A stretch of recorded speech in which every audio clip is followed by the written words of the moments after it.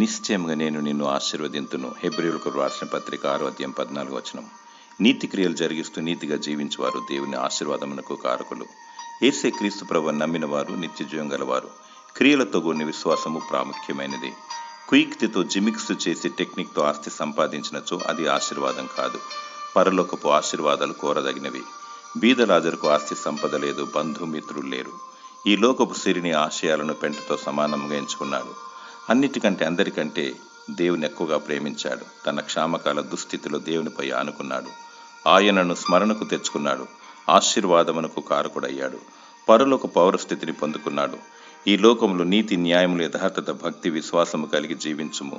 నా తండ్రి చేత ఆశీర్వదింపబడిన వాడా, లోనికి రా అని దేవుడు నిన్ను నిత్య రాజ్యంలోనికి ఆహ్వానిస్తాడు. అది నిజమైన ఆశీర్వాదము. దేవుడు నిన్ను సమృద్ధిగా దీవించునుగాక. ఆమేన్.